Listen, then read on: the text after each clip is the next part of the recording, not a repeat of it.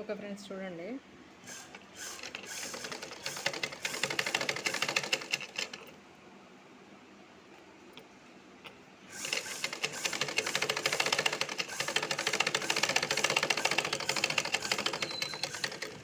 ఇలా స్టిచ్ చేసుకోవాలి.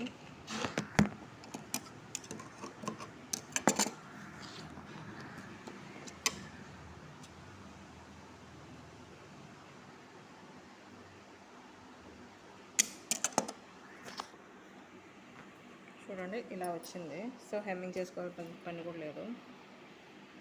ఇప్పుడు మొత్తం సైడ్న మొత్తం అంతా స్టిచ్ చేసుకోవాలి. చూడండి స్టిచ్ చేస్తాను. సో చూడండి ఇలా అయితే స్టిచ్చింగ్ చేసుకున్నాను మొత్తం నేను. చూడండి ఎక్స్ట్రా పార్ట్ అంతా కట్ చేసి స్టిచ్చింగ్ చేసుకున్నాను. ఇప్పుడేమో డాట్ స్టిచ్ చేసుకోవాలి.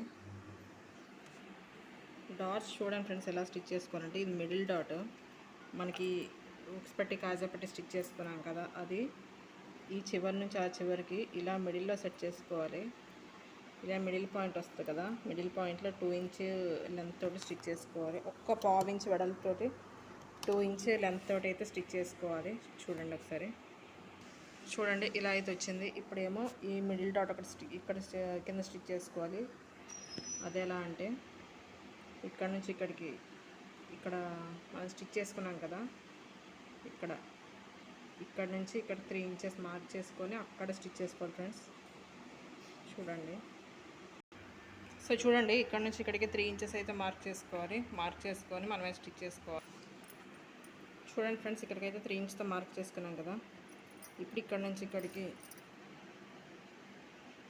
1.5 ఇంచ్ మార్క్ చేసుకోవాలి. అదే లావుగా ఉండే వాళ్ళకి అయితే బ్లౌజ్ 3.5 పెట్టుకోవాలి, 2 ఇంచెస్ పెట్టుకోవాలి. అండ్ ఇప్పుడైతే ఇక్కడ నేను 1.5 దగ్గర మార్క్ చేసుకుంటున్నాను అండి. పొడవు వచ్చేసి లెంత్ వచ్చేసి మనకు 3 ఇంచెస్ అయితే చాలు, అంతకని ఎక్కువ పెట్టుకోకూడదు. చూడండి 3 ఇంచెస్ మార్క్ చేసుకున్నాను.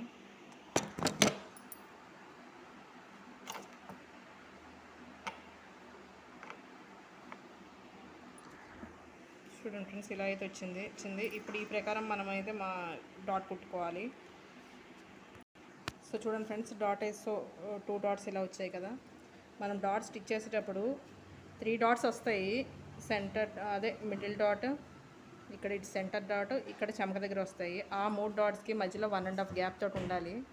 ఆ గ్యాప్ అంటే కరెక్ట్ సెట్ అవుతుంది బ్లౌజ్. చూడండి ఇప్పుడు ఈ చెమక భాగం డాట్ అయితే మార్క్ చేసుకోవాలి. ఇది ఎగ్జాక్ట్గా సెంటర్లో చూసి మార్క్ చేసుకోవాలి. ఈ డాట్ పొడవు వచ్చేసి 4 ఇంచెస్ ఉండాలి. చూడండి